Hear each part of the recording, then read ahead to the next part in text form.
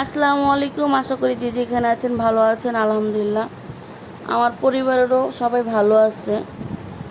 মনটা প্রচুর খারাপ সকালে সকালে। আপনাদের ভাইয়ার এর আগের ভিডিওতে বলেছি মোবাইল হারিয়ে গিয়েছে। তো মোবাইল হারিয়ে গেছে, আপনার সিম তো তোলা লাগবে। তো সিম তোলার জন্য আমরা রওনা দিয়েছি, চাঁপাইনবাবগঞ্জ যাবো তার জন্য। তো আজকে আমাদের বাসাতে বড় একটা দুর্ঘটনা ঘটে গিয়েছে। তো কি ঘটেছে সম্পূর্ণ ভিডিওটা দেখলে বুঝতে পারবেন। তো ভিডিওটা দেখার শুরুতে সবাইকে একটা অনুরোধ করব যে ভিডিওটা সম্পূর্ণ দেখার জন্য। আমার ভিডিওতে কিন্তু কোনো ওয়াচ টাইম হচ্ছে না এবং অ্যাডও হচ্ছে না। তো যারা আমার ভিডিওগুলো দেখতেছেন অবশ্যই আমার কমেন্টে একটু বলবেন যে আমার ওয়াচ টাইম কেন অ্যাড হচ্ছে না, এটা কি করলে অ্যাড হবে আমাকে একটু প্লিজ জানাবেন। আজকে 4-5 দিন ধরে ভিডিও ছাড়তেছি, 1 ঘন্টা ওয়াচ টাইম মানে অ্যাড হইতেছে না। তো রাস্তা দিয়ে যখন আসতেছিলাম দেখলাম অনেকগুলো গরু রাখালে নিয়ে যাচ্ছে চড়ার জন্য, মানে মাঠে নিয়ে যাবে। এটা হলো আমাদের বাড়ির রাস্তা, এখান দিয়ে কিন্তু আমরা মেন রাস্তায় যাব। আমরা কিন্তু একদম গ্রামের সাইডে থাকি, নদীর ধারের দিকে। আমাদের দিকে কিন্তু প্রচুর বন্যা শুরু হয়ে গিয়েছে, কিন্তু আমাদের এলাকাতে এখনও পানি আসে নাই। তো সবার কাছে একটাই অনুরোধ, সবাই আমার ভিডিওগুলো ফুল ওয়াচ করার চেষ্টা করবেন। কথা যদি শুনতে ভালো না লাগে তাহলে অবশ্যই মিউট করে ভিডিওটা ছেড়ে রাখবেন, কারণ আপনারা যদি ছেড়ে রাখেন আমার ভিডিওতে আমি কিছু ওয়াচ টাইম পাবো। আপনারা যদি একজন আরেকজনকে সাপোর্ট করেন ইনশাল্লাহ সবাই সামনে এগিয়ে যেতে পারবো। এর আগে কিন্তু আমার একটা চ্যালেঞ্জ ছিল মারিয়াম গল্প। তো আমি 6-7 মাসেই মনিটাইজ করে $10 হয়ে গিয়েছিল, কিন্তু আমার একটা ভুলের জন্য কিন্তু আমার মনিটাইজ চলে গিয়েছিল। আমি অন্য ভিডিও নিয়ে এসে ছেড়েছিলাম তার জন্য। এটা আমার নতুন মানে আইডি, নতুন ভিডিও করতেছিলাম কিছুদিন যাবৎ, প্রায় 1 বছর যাবৎ আমার এই আইডিটা খোলা হয়ে গিয়েছে, 1 বছর হয়ে গেল। কিন্তু আমি প্রায় 1 বছরের ভিতরে আমি কিছুদিন খালি ভিডিও দিতে পেরেছিলাম, তারপর আর ভিডিও দিতে পারি নাই পারিবারিক সমস্যার জন্য। তো এই তো দেখতে পাচ্ছেন মেন রাস্তার ধারে কিন্তু নদীর ধার দিয়ে কিন্তু পানি উঠে গিয়েছে। নিচে যাদের বাড়ি ঘর আছে তাদের বাড়ি ঘরে কিন্তু অলরেডি পানি চলে গিয়েছে। এটা কিন্তু বারোঘুরিয়া মহানন্দা নদী যেটাকে বলি আমরা। আমাদের এখানে যারা চাঁপাইনবাবগঞ্জের মানুষ আছেন তারা অবশ্যই চিনবেন, যারা চিনেন না ঢাকা শহরে থাকেন তারা ওরকম চিনবেন না। এটা হলো চাঁপাইনবাবগঞ্জের মহানন্দা নদী। নদীর ধারে কিন্তু একদম মেন রাস্তাটা। তো প্রচুর পানি চলে আসছে আমাদের এলাকাতে। সবাই দোয়া করবেন আমাদের এদিকে যেন বন্যা না হয়, যতটুকু পানি আছে এটা যেন শুকায় যায়।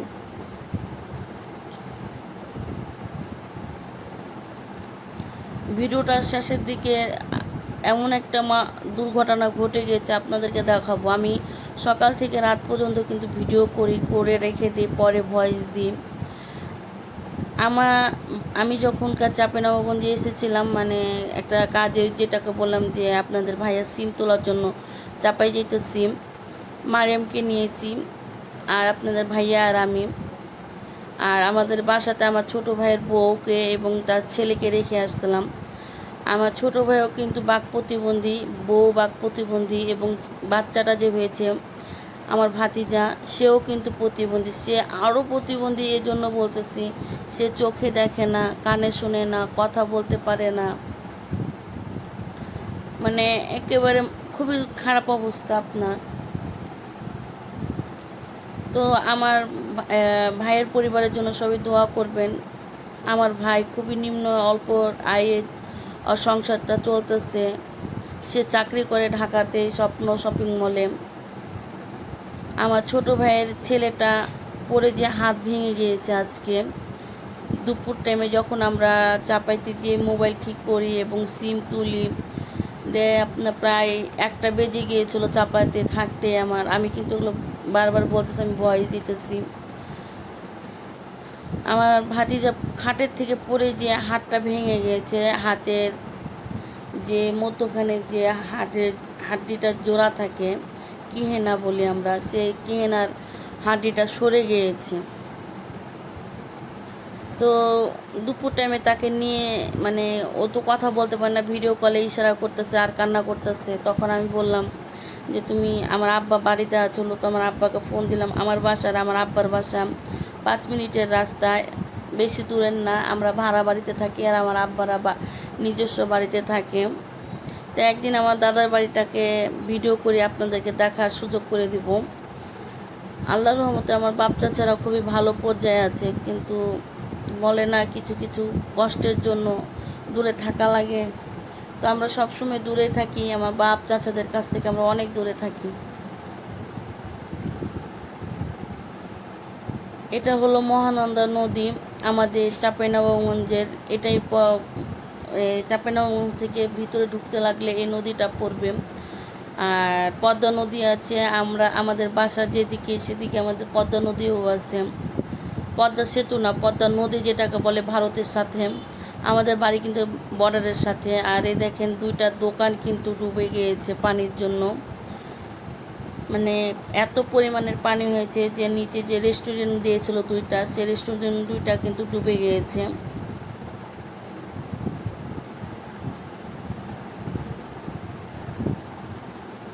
যারা এখনও একটা লাইক দিতে ভুলে গেছেন, প্লিজ অনুরোধ করতেছি ভিডিওটাতে একটা লাইক দিবেন আর ভিডিওটা একটু শেয়ার করবেন, আমার জন্য একটু ওয়াচ টাইমগুলো বাড়ে। আপনারা একটু পারলে ছেড়ে রাখবেন।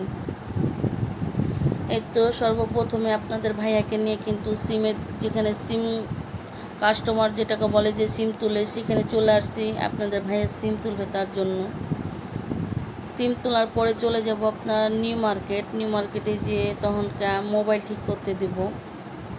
আজকে মারিয়ামের মনটা খারাপ। মারিয়ামে আপনার ও একটা খেলনা কিনে চেয়েছিল, তো খেলনাটা কিনে দিইনি, তার জন্য প্রচুর মন খারাপ করে বসেছিল।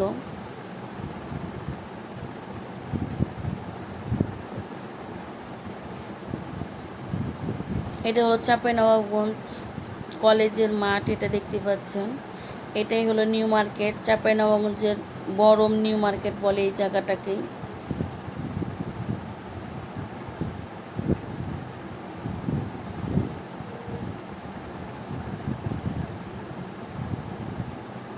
তো আজকে কারেন্ট ছিল না, তার জন্য আপনার লিফটে যেতে পারি নাই, হেঁটে হেঁটে যেতে হয়েছে। নিউ মার্কেটের 3তলায় আপনার এই যে ভাইয়া দাদার দোকানে আমরা আসি। ভাইয়া বললাম মানে ভুল হলো, কারণ উনি হিন্দু। ওনার এই দোকানে কিন্তু মোবাইল ভালো করে, খুবই সুন্দর করে ভালো করে।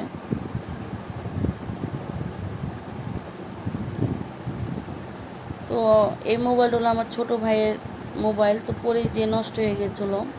আইপিএসের সমস্যা, তো আপনাদের ভাইয়ার মোবাইল নাই, তো বললাম তাহলে তোমার মোবাইলটা দাও, আমরা দেখি চেষ্টা করি ঠিক করে যদি চালাইতে পারি। ওইটা এই যে এখন যে টাইমটাতে আমরা এখানে আছি, তখন আপনার প্রায় 12:30 বেজে গিয়েছিলো। দিয়ে ফোন আসছিলো প্রায় 1:30টার দিকে যে বাবু পড়ে গিয়েছে, হাত ভেঙে গিয়েছে। দিয়ে আপনার মোবাইল রেখেই কিন্তু আমরা চলে গেছিলাম হাসপাতালে।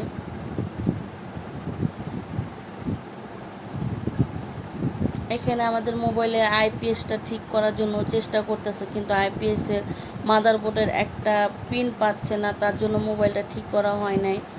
2 দিন ধরে মোবাইলটা ওখানেই আছে, কালকে দিয়ে আসছি আর আজকে চলে যাচ্ছে দিন। ওনাকে ফোন দিয়েছিলাম, বলতেছে যে আপু এখনও মোবাইল ঠিক হয় নাই, পিন পাচ্ছি না, পেলে আপনাদেরকে জানাবো, আর না হলেও জানাবো। তো ওখান থেকে চলে এসে আমরা কিন্তু হাসপাতাল চলে আসছি। আর এত বৃষ্টি, সরকারি হাসপাতালে প্রথমে আসছিলাম, তো ওনারা বলতেছে যে কাল ছাড়া হবে না, কারণ দুপুরের পরে কোনো সরকারি হাসপাতালে ডাক্তার থাকে না। দিয়ে আমার আব্বাকে বললাম যে আব্বা তাহলে কি করব বলেন, তখন আব্বা বলতেছে তাহলে কি করার আছে, এক্স-রে করে নিয়ে আসছি। তো হাতের যে জয়েন্টটা ছুটে গেছে, আর হাত তো ধরতেই দিতেছে না। দিয়ে ও কিন্তু ঘুমের থেকে ওঠার পরে কিন্তু একটা খিঁচুনির ভাব আছে, সে কিন্তু চমকে চমকে উঠে।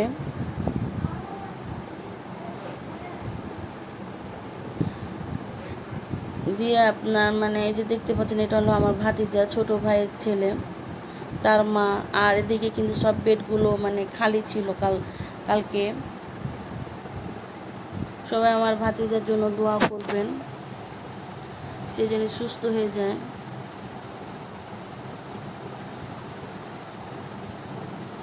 ওর বয়স কিন্তু 2.5 বছর।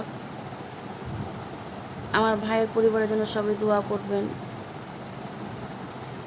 দেখতে কিন্তু মাশাআল্লাহ দিলে আমার ভাতিজা রাজপুত্রের মতন, কিন্তু আল্লাহ সুবহানাহু ওয়া তাআলা ওদেরকে যে এমন একটা পরিস্থিতির ভিতরে রেখেছে, দেখতে পেলেন কিভাবে মানে ও চমকে চমকে উঠে, মানে একা একা চমকে চমকে উঠে পড়ে যাওয়ার সম্ভাবনা থাকে, তখন ওকে ধরে রাখতে হয়। এই তো দেখতে পাচ্ছেন এই যে হাতটিটা কিন্তু সরে গিয়েছে, প্রায় অনেকখানি, একটা আঙ্গুলের সমান সরে গিয়েছে। দিয়ে আপনাদের ভাইয়া মানে আমরা তো আসার সময় কোনো কিছু আনি নাই, আমি ছিলাম চাপাইতে, আর আমার ভাবি আমার আব্বা তখনকার খালি হাতে আসছিলো। আমাদেরকে বললো যে কালকে ডাক্তার আসবে, তারপরে আপনার ডাক্তার যা করার করবে। আপনাদের ভাইয়া সন্ধ্যার সময় আমাদেরকে কাপড় চোপড় দিতে আসছিলো, তখন বলতেছে যে না, হাত খুলে গেছে বেশি, তো এভাবে রাখা যাবে না, তো আমরা ক্লিনিকে চলো, 9 টাকায় লাগুক আমরা দিয়ে সাহায্য করে চেষ্টা করি যেন ভালো হয়ে যায়। তখন আপনাদের ভাইয়া নিজের টাকা দিয়ে তখন ক্লিনিকে নিয়ে এসে ডাক্তারকে ডেকে তখন আপনার হাতটা ঠিক করে ব্যান্ডেজ করে নিই। এমন কান্না করতেছিল যে আপনাদের শব্দটা শুনলে আপনাদের বুক ফেটে যাবে। এক হলো প্রতিবন্ধী, দ্বিতীয়ত সে একেবারে অবুঝ বাচ্চাদের মতন।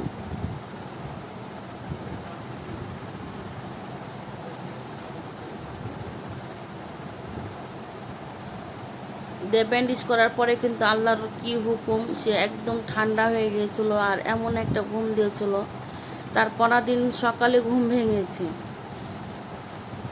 তো আমার ডাক্তার বলে যে আপনাদেরকে আর থাকতে হবে না, আপনারা বাড়ি চলে যান। সরকারি হাসপাতালে থেকে কি করবেন, বাচ্চাটাকে নিয়ে শুধু শুধু কষ্ট করা হবে। আপনাদের ভাই বলছে ঠিক আছে তাহলে চলো আমরা বাড়ি চলে যাই। আমি সব কিছু প্যাকেটিং করে, মানে আমি আবার সব কিছু বের করেছিলাম, সেগুলো আবার ব্যাগে ভরে নিয়েছি, দেখতে পাচ্ছেন ব্যাগে দিয়ে গাড়ির জন্য অপেক্ষা করতেছিলাম। আর আমি বাসার থেকে কিন্তু পানি আনাইছিলাম 5 লিটার, কারণ মেডিকেলের পানি ভালো না, আর আমরা মেডিকেলের পানি খেতেও পারি না, তার জন্য। তো বাসায় রাস্তাতে কিন্তু ঘুমায় গেছিলো। ভিডিওটা ভালো লাগলে অবশ্যই লাইক কমেন্ট সাবস্ক্রাইব করবেন।